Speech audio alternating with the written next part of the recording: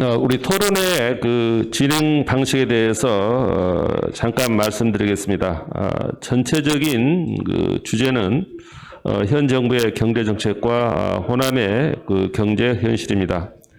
이 주제에 대해서 그 발표를 해주실 분이 이제 네 분입니다. 이분들에게는 좀 시간이 부족하겠지만 한 15분 정도, 각 한 분당 15분 정도의 시간을 드리겠습니다. 한 1시간 정도면 발표가 끝날 것 같고요. 그러면 한 10분 정도 쉬었다가 이제 이분들 발표 내용에 대해서 질의가 있으시거나 혹은 뭐 꼭 그 우리 경제 현실과 관련된 주제와 관련된 그 발표할 내용이 있으시거나 또는 뭐 이 주제와 발표 관련되지 않은 것도 좋겠습니다. 평소 본인이 생각하시는 이 시국에 관한 뭐 고견이 있으시면 누구나 앞으로 나와서 발표하실 수가 있습니다. 아마 그게 우리 만민 토론회 아마 취지하고도 일치한다고 생각이 됩니다. 그래서 어느 누구도 내용 발표가 끝난 다음에 되도록이면 많은 분들이 발표했으면 좋겠습니다. 그래서 시간이 허용되는 범위 내에서 발표 기회를 드릴 테니까 뭐 앞에 분들의 내용에 대한 질문 또 뭐 경제 하나 우리 지역 경제와 관련된 뭐 고견 혹은 뭐 이 주제와 상관없다 하더라도 평소에 시국관 뭐 다 어느 것도 좋겠습니다. 그렇게 해주시기 바랍니다. 그래서 아마 시간은 우리가 예정된 시간이 5시까지입니다. 그래서 아마 여러분들이 발표하신 분들이 5분 정도 시간을 드리면 아마 발표를 원하시는 분들은 다 시간을 드릴 수 있을 것 같으니까 되도록이면 시간 범위 내에서 맞춰주시기 바랍니다. 그러면 우리 이제 발표를 제2회 만민토론회의 이 발표를 시작하도록 하겠습니다. 먼저 그러면 발표를 맡아주신 김태희 교수님께서 좀 발표해 주시기 바랍니다.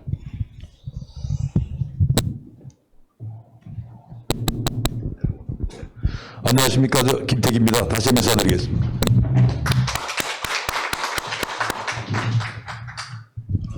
제가 사실 자료를 좀 준비를 했는데요. 아마 이게 자료가 같이 이렇게 나눠져 있는 것 같지는 않은데 제가 쉽게 설명해가지고 그냥 자료 없이도 이렇게 이해할 수 있도록 하겠습니다. 어쩌면 제가 이 광주에 와가지고 이 자료를 이렇게 발표한다고 하고도 저한테 굉장히 영광스러웠습니다. 이게 참 보람 있는 일이고, 그래서 일단은 제가 한번 나름대로 우리 자료를 가지고 또 뭐 저는 이제 경제학자니까요. 그러니까 그 이론을 토대로 해가지고 지금 우리가 지금 왜 지금 이렇게 다 살기 어렵다 그러는지 그걸 한번 분석을 해봤습니다. 우선은 지금 우리의 처지는 이런 거죠. 성장은 저성장입니다. 그죠? 저성장은 다 여러분 아실 거고요.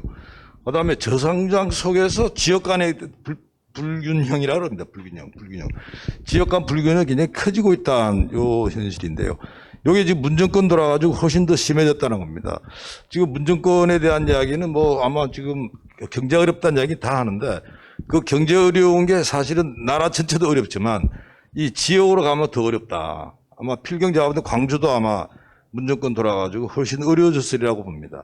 제가 여러 지표를 보니까 이 광주도 굉장히 좀 어려운 이런 좀 상황이고요. 보통 우리가 지역 경제를 보는데 한 두 가지 척도가 있습니다. 하나는 뭐냐면 나라 전체로 보면 경제 성장 이야기 하잖아요. 또 지역도 경제 성장률이라는 게 있습니다. 지역 내 총 생산 증가율이라고요. 이제 그걸 이제 들여다봤더니 일단 뭐 그래도 광주는 지금 다른 지역보다는 그래도 좀 나은 편이에요. 나은 편인데 지금 아까 우리 김열 교수님 다 대구에서 오셨는데 대구는 최악입니다, 지금. 근데 저 대구는 제가 볼 때 한 20년 내에 계속 지금 성장률 자체가 그렇다는 겁니다. 격차가 점점 벌어지고 있다는 거고요. 그 다음에 두 번째 척도는 우리 국민들의 삶이라는 게 대부분 소득 가지고 이야기를 많이 하는데 그게 지역 총소득이라는 통계가 쭉 나옵니다. 지금 제가 말씀드린 건 통계청에 들어가면요. 통계 쫙 나와 있습니다. 단지 그 통계들을 잘 쓰고 있지 않고 우리가 익숙치 않았을 뿐이지 그 소득도 보게 되면 기가 막힌 거죠. 그러니까 예를 들어가지고 지금 이 대구를 다시 예를 드는 이유는 대구가 최악이기 때문에 그렇습니다. 광주도 어렵습니다. 근데 그거보다 더 어려운 데가 지금 대구, 부산 이런 쪽이거든요. 그러니까 2000년도부터 이제 통계가 잡히는데 그때 보게 되면 나라 전체 평균과의 격차가요. 대략 한 77%, 78% 됐습니다. 그게 예를 들어 가지고 광주, 뭐 대구 다 비슷해요. 근데 요게 지금 2019년도죠. 제일 최근 통계가 지금 올라와 있는 게 보니 그렇게 돼 있던데, 요 통계를 봤더니, 이 대구는 74%까지 떨어졌습니다. 더 떨어진 거죠. 나중에 말씀드리겠지만, 이 스페인에 예를 들어가지고, 혹시 여러분 뭐 지역 분리운동 혹시 들어보신지 모르겠는데, 걔네들이 마지노선이 75%였습니다. 우리가 지금 75%선이 무너졌다고 보셔야 되는 겁니다, 지금. 이게 바로 문재인 정권의 지금 문제입니다. 지금 전혀 우리 이제 문재인 정권에 대해서 이야기를 안 하고 있습니다. 이 지역에 대해서 왜 이 모양으로 만들었냐 그런다면, 결국 따져봤더니 이게 지금 문재인 정권이 자랑하는 그 소득주도 성장이나, 그 다음에 뭐 공정경제나, 뭐 공정경제는 쉽게 말해가지고요, 말은 공정경제지만 그거는 규제 강화 정책입니다. 다 규제로 때려잡겠다는 거예요. 소득주도 성장, 최저임금 올리고 정부 돈 풀어가지고 하겠다는 거거든요. 근데 요 타격이 다 크다고 하는 건 다 알아요, 국민들이. 근데 어디가 더 타격이 컸지? 이게 보니까 나라 전체로 봤더니 결국은 이 약한 지역들, 그것 또한 마찬가지입니다. 그러니까 광주도 마찬가지고 특히 대구 같은 데 더 타격이 큰 거예요. 그러니까 사실은 이러한 부분들 경우는 우리가 지금 봤을 때 통계가 입증하는 거는 뭐냐라면 그 격차 자체가 이거 몇 년 사이에 더 벌어진 거예요. 전체 평균과 예를 들어가지고 가장 취약한 지역. 현재 가장 취약한 지역은 대구입니다. 대구예요. 그러니까 기본적으로 이러한 부분들이 지금 현재 우리가 저성장 속에서 어떤 이 불균형의 어떤 확산이라고 하는 거는 통계로 입증이 된다는 겁니다. 그 다음 두 번째 이 부분에 있어 가지고 우리가 항상 이제 오해를 하는 거는, 뭐 그냥 잘 못 살고 하는 거는 말이지, 그냥 경제가 어렵다 그러는데 그걸 좀 따져볼 필요가 있습니다. 대략 우리가 경제가 어렵다 그런다면 자기들이 이제 먹거리들 문제 아니겠어요? 그러니까 제조업이 강한 지역이 있고, 그 다음에 서비스업의 비중이 강한 지역이 있습니다. 근데 이 광주 같은 경우는 상대적으로 서비스 비중이 높은 데예요. 그 다음에 예를 들어가지고 이 대구 같은 경우에서는 과거에 예를 들어 경공업부터 해가지고 제조업을 좀 했던 데입니다. 그러니까 문제는 아까 말씀드린 문정권의 뭐 소득주도 성장, 규제 강화 정책이 전부 다 이게 한쪽은 제조업을 아주 그냥 힘들게 만들고 이거 제조업을 쇠퇴시키는 거죠. 다른 하나는 서비스업을 침체시키는 이런 정책입니다. 그럼 이 사람 뭐 했냐? 대통령은. 이 사람에서 죄송합니다. 대통령은 뭐 했냐? 대통령은 오로지 공공부분에 돈 투입해가지고 공공부분으로 경제 일으키겠다고 하는 오직 그거밖에 없었습니다. 그러다 보니까 우리나라 이 제조업 경쟁력이라고 하는 게 지금 삼성전자 잘한다 그러는데, 그 삼성전자 이야기고요. 우리나라 제조업 전반에 대한 부분들은 어쨌든 이거를 계속 측정하는 데가 있습니다. 그 딜로이트라고 해가지고 꽤 유명한 세계적인 데죠. 조사를 해봤더니 한국의 제조업 경쟁력이라는 게 이게 지금 한 3등 했다가 2020년에 6등으로 떨어진 거예요. 6등. 이게 지금 우리 문정권에 지금 어떤 짓을 했는지 제조업에 대해서 이렇게 보시면 될 것 같고요. 그 다음에 이제 규제 강화 해가지고, 규제 강화가 뭐가 문제냐? 어쩜 와서 뭘 할 게 없어요. 다 이거 관해서 이거 안 돼, 저거 돼, 뭐 이렇게 하다 보니까 요걸 지금 OECD에서 한번 조사를 했던 겁니다. 분석을 한 거죠. 했더니 뭐냐란다면, 한국의 이 규제 강화라고 하는 건 OECD 회원국 중에서 가장 최상위권 중 하나입니다. 내용을 들여다봤더니 제조업보다 서비스업 규제는 제조업 규제의 4배가 더 많다는 거예요. 아까 우리가 이제 건축도 하시고 이런, 이게 다 규제망입니다. 지금 제가 볼 때는 이 중앙정부에서도 규제도 있지만 필경 제가 볼 때는 아마 이 광주광역시 차원에서 전남도 의회 차원에서 규제를 계속 생산하고 있을 겁니다. 지금 우리가 이 국회에서 하는 규제 부분에서는 추적이 되지만 지금 아마 제가 볼 때는 광주시 의회나 그다음에 지금 이 전남도 의회가 어떤 일을 하는지는 좀 추적이 안 됩니다. 근데 실제로 이러한 부분들이 계속 진행이 되면서 사실은 이 우리 지역 경제, 특히 각 주요 이 지방들이 굉장히 힘들어하는 이런 이 부분들이에요. 자, 사실은 그러면 이 사람들이 그러면 의도적으로 그렇게 했느냐? 의도적으로 했다 생각하지는 않습니다. 문제는 지금 우리나라 경제가 어려우니까 돈 좀 풀자, 소득주도 성장, 그다음 규제 꽉 하자 이렇게 한번 해보려고 그랬는데 사실은 문제의 원인은 그게 아닙니다. 우리나라의 어떤 이 산업 경쟁력이 약화되고 있었다는 거고, 그다음에 우리나라의 또 노동시장의 유연성이 상실돼 가지고 제대로 사람들을 우리가 제대로 생산성을 높이고 일할 수 있게 못 만들었다는 데 있는 겁니다. 그걸 가지고 이제 엉뚱한 짓을 하다 보니까 지금 이렇게 된 거고요. 그럼 결국 돈으로 하다 보니까 뭐가 생길까요? 지금 국가부채 천조 그러지 않습니까? 그럼 국가부채 천조라 그런다면 문 대통령이 등장했을 2017년에 비해서 딱 50% 정도 올라간 겁니다. 국가부채가. 660조에서 지금 1000조가 된다고 보시면 되는데요. 불과 한 우리가 4년 사이에 1000조 정도 된다 보시면 되고, 그 다음에 이제 우리가 이게 기초자치단체, 아까 나주시장도 출마하신다고 그러시던데요. 그러니까 이게 보면 재정 자립도 계속 떨어져요. 그리고 이 재정 자립도가 특히 지방으로 내려가면 갈수록 또 떨어지는 겁니다. 자, 이게 뭐가 지금 이게 문제냐? 이걸 우리가 보지 않을 수가 없다 이렇게 봅니다. 그래서 우리나라 이 경제 전체를 한번 쭉 분석을 해봤더니 우리나라에 예를 들어 가지고 지역 내 총 생산량이죠. GRDP 그 부분이랑 이 GRI 지역 소득의 어떤 관계라고 하는 일정 관계는 있어요. 그게 아까 말씀드린 대로 제조업 기반 지역, 서비스업 기반 지역에 따라 달라진다고 하는 거고. 그다음에 이 우리나라의 제조업과 서비스업의 생산성이 점점 벌어지는 거예요. 왜 그럴까요? 서비스업은 다 지금 틀어졌습니다. 우리 지금 최명희 대표님도 지금 요양병원 하시죠. 대부분 이쪽도 지금 다 사실은 더 잘할 수 있는데도 불구하고 아마 우리 최 대표님의 어떤 혁신을 한다 그런다면 제가 볼 때는 다 우리 대표님 아마 요양병원 다 가야 될 거예요. 어마어마하게 혁신하니까. 근데 혁신을 하고 싶어도 할 수 없게 만들어 놨습니다. 혁신한다 그러면 다 단속 대상이고, 이거 당신 이거 왜, 이래 되는 거거든요. 그래서 사실은 우리가 잘할 수 있는 서비스 부분에 광주가 잘할 수 있는 이 부분을 다 가로막고 있는 게 지금 현재 어떤 정책이다. 이렇게 보시면 되겠습니다. 그 다음 또 하나 부분은 우리나라가 그래도 뭐 이 고용률이라고 하는 게 결국 소득이 두 가지예요. 하나가 고용률, 얼마나 많은 사람이 일을 하지? 그 지역에.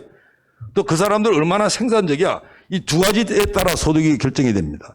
근데 사실은 얼마만큼 일하느냐 부분은 지역에 따라 큰 차이가 없어요. 뭐 대구나 광주나 큰 차이가 없습니다. 문제는 생산성에 있어가지고 점점 이 차이가 벌어진다고 하는 거고, 그 다음에 이 생산성이 예를 들어가지고 그만큼 좀 떨어지는 쪽을 지금 가고 있는 겁니다. 예를 들어 대구가 왜 안 되냐 그런다 그러면 대구에서 그 생산성이 높은, 부가가치가 높은 일들을 못하고 있다고 이렇게 보셔야 되는 겁니다. 같은 일을 하는데 생산성이 또는 그 부가가치가 낮다고 이렇게 봐야 되고요. 그 다음 또 하나 재미나는 부분은 예를 들어가지고 지금 뭐 대구만 말씀드렸는데 창원, 울산, 부산? 저기 뭐야? 그 다음에 이 광주와 전남을 비교했을 때 광주보다 전남이 그래도 상대로 낮습니다. 왜 그럴까요? 여기 예를 들어가지고 어쨌든 간에 우리가 이 순천, 여수 이쪽에도 공업지역들이 있죠. 그러니까 이런 경우에서 가지고는 결국에는 수출을 얼마 하느냐, 그 지역에. 그 다음 그 지역에 외국인 직접 투자가 얼마 들어왔냐에 따라서 소득이 달라집니다. 그래서 만일 예를 들어 우리 지역에 왜 소득이 안 올라가지?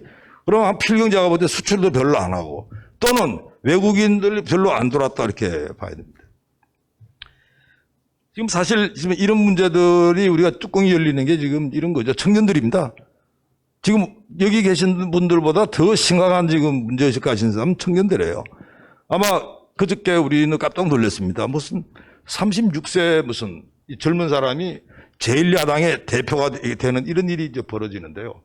지금 청년 뚜껑이 열려서 그런 겁니다. 청년 뚜껑이 왜 열렸냐라는 사람은요. 지역에 일자리가 없으니까 다 그냥 서울로 가야 돼요. 수도권으로. 그러니까 이런 말 들어가지고 인구 이동, 청년층의 인구 이동이라는 게 어마어마하게 늘어났습니다. 이것도 이 우리나라 지방행정연구원이라고 있습니다. 거기서 조사를 해봤더니 지금 예를 들어가지고 우리가 전 연령층에 비하면 대략 5대 5쯤이라 그러네요. 수도권과 비수도권이. 근데 15세에서 34세, 그러니까 쉽게 말해 2030 경우에서 가지고는 54대 46으로 벌어지는 겁니다. 청년들이 훨씬 많이 가버린 거예요. 그러니까 실제로 예를 들어가지고 인구의 수도권 순이동률이라는 통계를 한번 잡아봤더니 실제로 그렇습니다. 제일 많은 데가 전북, 이런 데가 제일 많습니다. 그다음 강원도도 되게 많고요.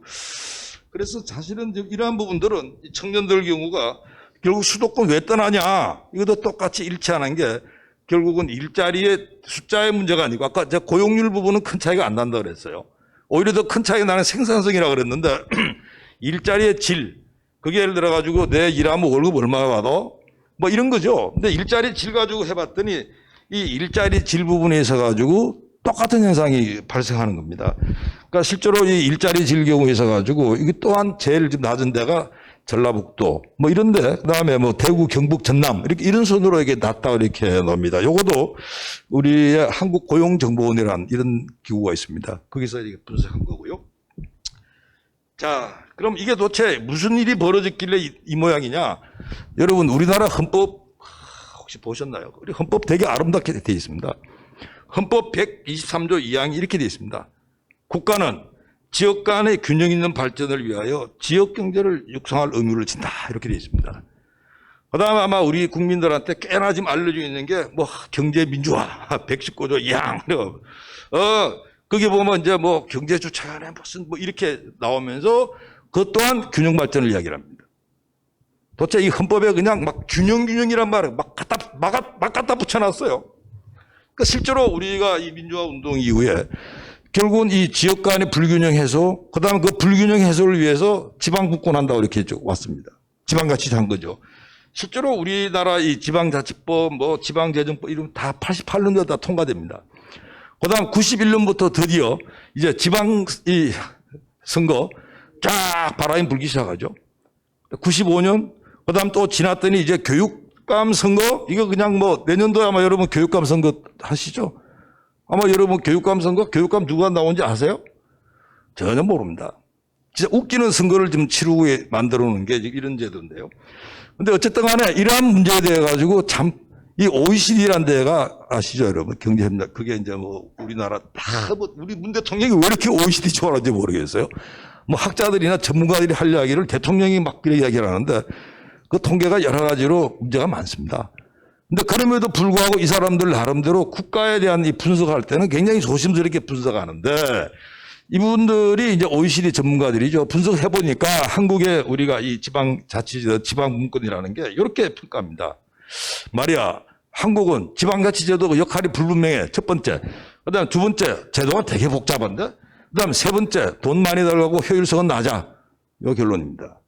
이게 지금 어떻게 본다면 우리나라의 지방자치제에 대한 외국 전문가들의 어떤 분석입니다. 물론 뭐 우리 국내 전문가들이 같이 뭐 협조를 했겠지만 한번 볼까요? 도대체 지방자치 단위가요. 이게 무슨 뭐 광역시, 특별시, 시군구로 잘게 막 나눠놓고요. 그 다음에 각각의 권한은 다 수평적인 관계예요.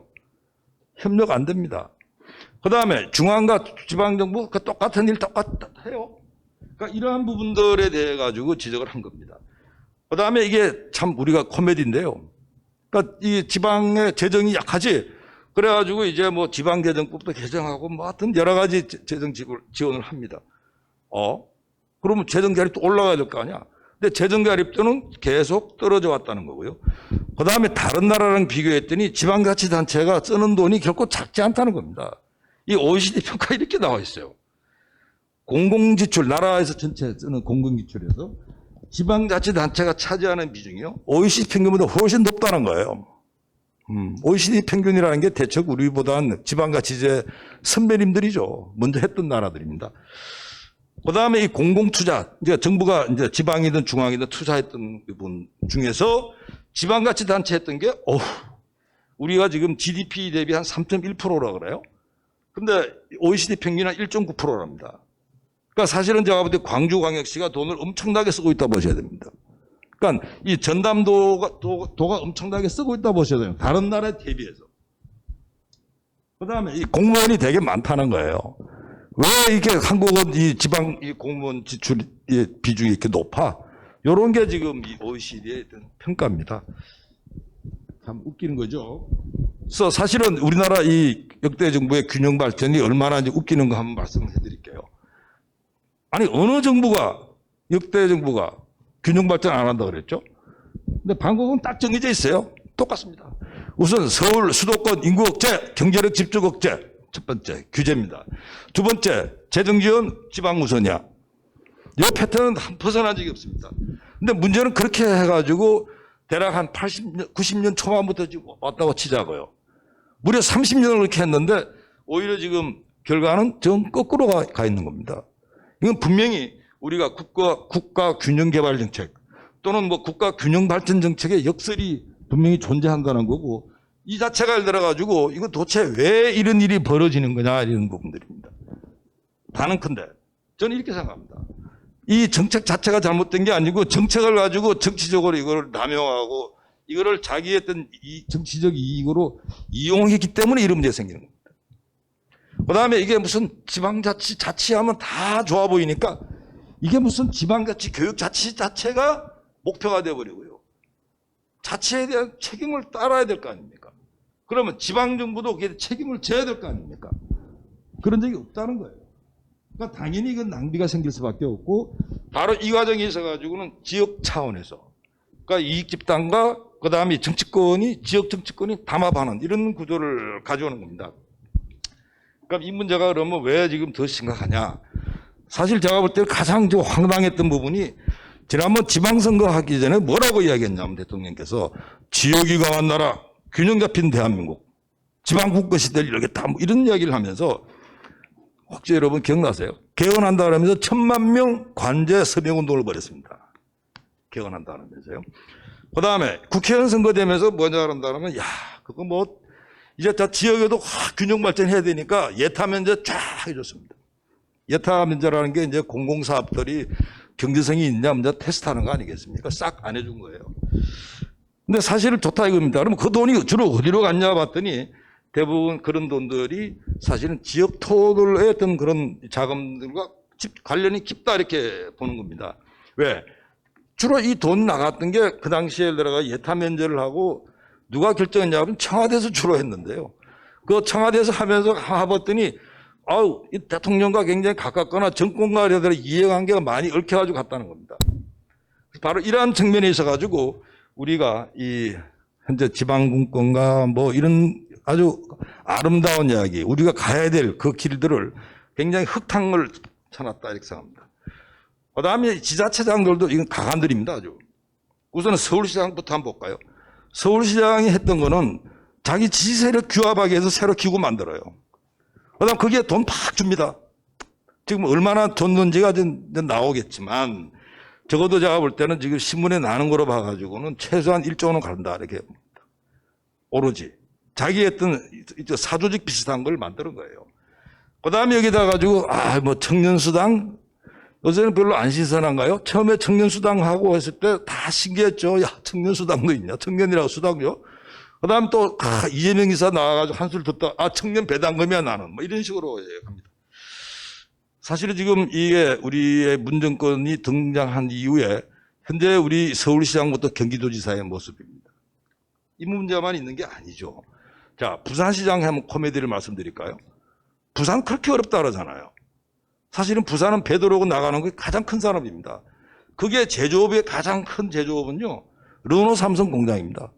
공장 그거 제일 큰 공장이에요. 여기는 그래도 기아라도 있잖아요. 저 르노 삼성 기아보다 작은 데입니다. 근데 이 르노 삼성이 그냥 말도 안 되게 파업을 하는데 부산시장은 르노 삼성 노동자하고 박수치고 앉아 있어요. 말이 됩니까? 자, 그다음 군산시장 한번 볼까요? GM이 야 우린 나갈래. 도저히 못해 먹겠는데 GM 떠난다 그러는데도 군산시장을 앉아가지고 GM의 강성노조 편들고 앉아 있었습니다. 자, 그뿐이 아니죠. 자, 경남도지사, 창원시장 뭐 했죠? 아까 교수님 탈원전 말씀하셨죠?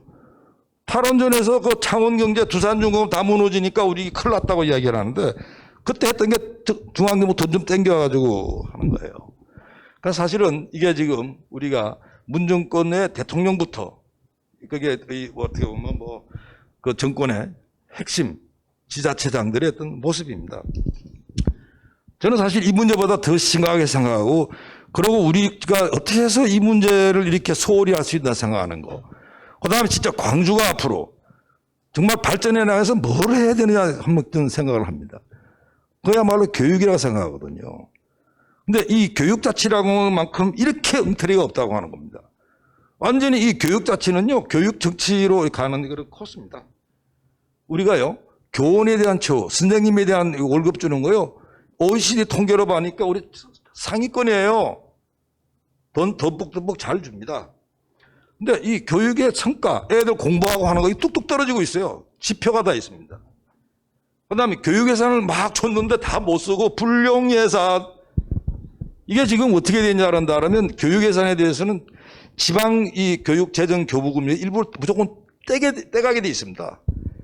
사실은요, 지금 다 뭐 교육 인구, 그러니까 학령 인구가 주니까 예산이 사실은 옛날보다 줄어도 되는데 똑같이 나가요. 근데 문제는 우리가 경제 덩치가 크니까 어떨까요?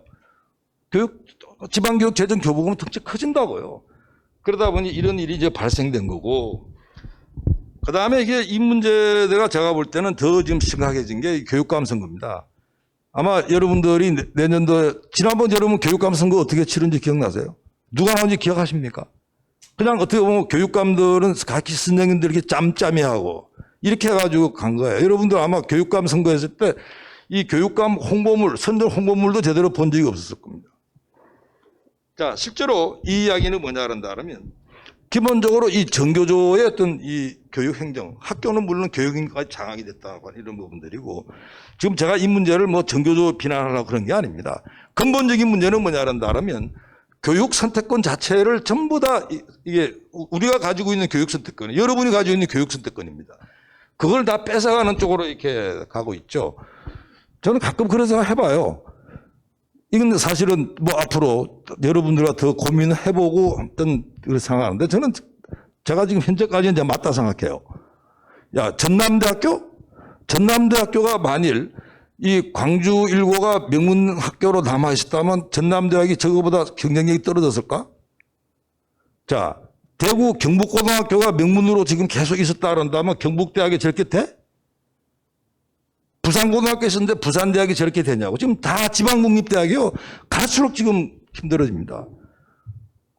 조금 공부하는 애들 다 뭐 서울 가고 뭐, 그 다음에 제가 볼 때는 별로 좋은 학교도 아니야. 차라리 예를 들어 여기에 광주에, 대구에, 부산에 있는 대학이 훨씬 낫습니다. 다 빠져버리니까 지역에 진짜 인재가 별로 없는 거예요. 여기 예를 들어가지고 광주에 예를 들어가지고 뭐 AI 융합 뭘 한다 그러는데 AI 융합은 입으로 합니까? 결국 지역 인재를 키워야 될 거 아니에요. 그래서 이러한 부분들이 기본적으로 굉장히 심각하다는 거고요. 그래서 실제로 예를 들어가지고 이 부분들이 아까 말씀드린 대로 학생들이 굉장히 이 다른 수도권으로 유출이 이렇게 많다, 이런 부분들입니다. 다시 말씀드리지만 이 교육자치 경우에서 가지고는 도대체 누구를 위한 교육자치고 이 교육자치에 대한 책임을 물을 최소한의 장치도 없는 게 이 교육자치다, 이렇게 말씀드립니다. 자, 그럼 어떻게 할 거냐, 이 부분인데 조금 진도를 나가죠. 이 부분은 앞에 나온 연장선이니까요. 제일 첫 번째는 이래 생각합니다. 기본적으로 우리가 지역경제 살리는 데 있어 가지고 이게 우리가 어떻게 보면 민주주의라고 하는 거에 대해서 무한 믿음, 한 번도 민주주의가 예를 들어 가지고 그 얼마나 소중한지, 그걸 민주주의를 어떻게 작동해야지 생각해 본 적이 없는 겁니다. 지방자치? 이거 무조건 지방자치에 대해서 토달면 안 되는 거예요. 다 조건이 있습니다. 민주주의가 예를 들어 우리 먹고 사는 데 도움이 되고 지방군이 우리한테 사는 데 도움이 되는 조건이 있다고 하는 이런 부분들이죠. 그러니까 실제로 우리나라 경우에서 가지고 이거를 통계도, 이것도 아주 재미난 통계, 요것도 사실은 아주 2021년 금년도에 나온 이 연구 결과인데요. 우리나라 이 지방의 예를 들어 83개 도시를 이 분석을 한 이 연구 결과입니다. 봤더니 지금 방금 말씀드린 이런 부분들이 가설이 맞다는 거고요. 그 다음에 굉장히 이 연구에 강조하는 부분은 뭐냐면 부패가 덜한 지방 정부는 정부 공공 지출이 상대로 작고 그 다음에 부패도 작더라 하는 이런 특징입니다. 그래서 사실은 우리가 이 지역 경제를 살릴 때 제일 1차적으로 해야 되는 거는 기본적으로 우리가 이 지방자치제도, 민주주의 제도 이 부분을 우리가 제대로 재기능할 수 있도록 만들어야 된다는 겁니다. 다르게 말한다면 지역에 예를 들어 가지고 이익 집단들, 그 다음에 짬짬이 하는 거, 이런 부분들이 차단되지 않는다면 어렵다 생각하고요. 그 다음에 이 두 번째, 이 지방분권 아까 말씀드렸는데 지방분권으로 나면 중앙정부가 책임이 없다고요? 아니죠. 그러니까 이 부분에 있어 가지고는 정부가 이 부분에 있어 가지고 먼저 혁신적이지 않은데 이 분권을 한다고 하는 거는요, 사실은 지방분권이 결국에 있어 가지고는 어떻게 보면 지역 경제가 아주 그냥 침체에 늪에 결국 가난으로 가는 그런 길이라고 보는 겁니다. 아마 여러분들 혹시 신문을 보셨던 사람들은 이상한 일이 봤을 겁니다. 아까 스페인 말씀드렸죠. 스페인에 있는 까탈루냐 무슨 분리운동 이런 부분들이 그 지역 되게 못 살아요. 우리 스페인 그럼 잘 사는 것 같죠? 그거 못 살아요, 여기. 이태리 저 시실리 쪽으로 내려가면 되게 못 삽니다, 그거. 그러니까 기본적으로 그쪽 경우에 있어 가지고는 한 나라 내에서 북부와 남부 사이에 있어 가지고 엄청난 이 경제 격차를 보이는데 제가 말씀드린 게 그쪽은 다 뭐 지방분권 하는데 그냥 성역화하는 거예요. 그러니까 이게 중앙정부도 손을 못 대. 그러다 보니까 그 나라가 이렇게 갔다는 겁니다. 그 실제로 지금 이 OECD가 이러한 문제 때문에 고민해가지고 굉장히 히트를 친 작품이 있습니다. OECD에 잘 만드는 작품 중에 하나가 분권화를 작동하게 만들기 하는 이런 매뉴얼 하나 만들었습니다. 2019년인데. 그러니까 여기에 우리가 지금 말하려는 게 다 담겨져 있더라고요. 우선은 우리나라처럼 이렇게 막 잘게 썰어가지고 지방행정단위 해서도 안 되고, 그다음 광역화하고, 그다음에 협력을 더 강화하고, 그다음에 중앙정부, 지방정부 공의 책임을 묻는 체제를 만들으라고 하는 이런 부분들입니다. 근데 OECD 쪽에서는 교육 자체에 대한 말이 없어요. 왜? 우리처럼 이런 나라가 없으니까요. 그래서 아까 말씀드린 대로 이 교육 자치 부분은 반드시 해야 된다. 특히 지금 우리가 이 디지털화 되는 이 마당에, 그리고 디지털화라고 하는 거는 결국 사람의 인적 자본이 나라의 경제, 지역의 경제를 살리기 때문에 반드시 이 교육 자치 문제를 개편해야 된다고 생각합니다.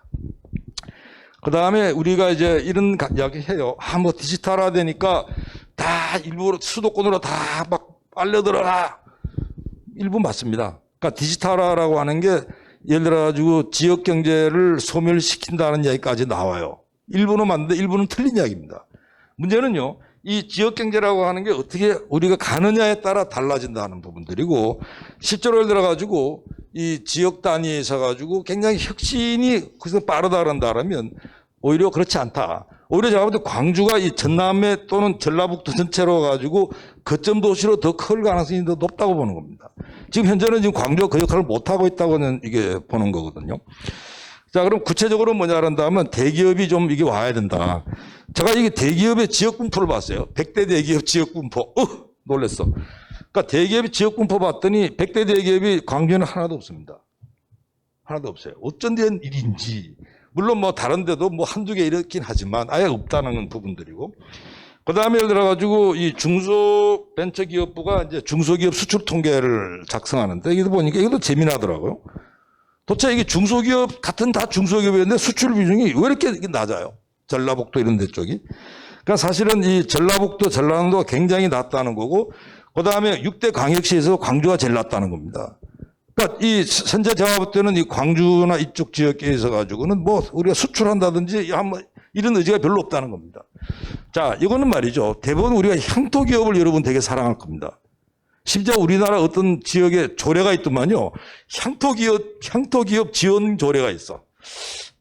아, 향토기업 좋죠. 근데 향토기업을 지원한다는 이야기가 뭘까요? 그만큼 배타적입니다. 다른 데 발을 못 붙인다는 이야기예요. 바로 이러한 부분들은 스스로 가지고 이 폐쇄적인 이런 지역 정서라고 하는 거는 굉장히 정실주의로 흘러들게 만들고, 그거는 민주주의와 자본주의 모두의 어떤 폐악을 끼친다 이렇게 보셔야 됩니다. 아까 제가 말씀드린 대로 우리가 그리스, 스페인 이 나라, 굉장히 이태리 뭐 고생하는 나라가 대부분 이 문제 때문에 지금 못하고 있는 거고요. 그다음 반면에 우리가 좀 불우한 나라, 뭐 스웨덴 잘하는 것 같은데요. 맞습니다. 독일 잘하는 것 같은데요. 이 나라들은 그런 게 되게 작은 나라다. 그래서 어떻게 본다면 우리 경우에서 가지고 이러한 부분들에 지금 현재 각 지역적으로, 그게 예를 들어 광주든 대구든 뭐 어떤 이게 지금 굉장히 강하게 작용하고 있다는 거고, 이러한 어떻게 본다면 이 지역주의, 폐쇄적인 그런 이 지역주의 정서라고 하는 거는 탈피하지 않으면 안 된다는 겁니다. 마지막으로 여기에서 가지고 또 여러 가지 연구를 종합해 봤더니, 예를 들어 가지고 지금 우리 광주처럼 굉장히 어떻게 보면 막 인력들이 막 떠나가지고 여기 남아있는 사람은 저숙련 노동력 비중이 높아요. 이런 나라 경우에서 가지고 굉장히 개방적인 그런 태도. 그러니까 그걸 우리는 연결 사회적 자본이라고 그러는데, 그게 많은 경우에서 가지고 경제 성장을 하는데, 경제 성장을 높이는데 굉장히 효과적이라고 하는 이런 부분들이 이게 지금 EU의 21개국 190개 지역 가지고 연구한 결과의 결론입니다. 그래서 아마 혹시 여러분들이 우리가 지역 경제에 어떻게 가야 될 것인지, 어떻게 살릴 것인지, 그다음 특히 이제 광주가 우리가 앞으로 방향을 어떻게 잡아야 될 것인지에 대해서 혹시 여러분들한테 조금이라도 도움되면 좋겠습니다. 감사합니다.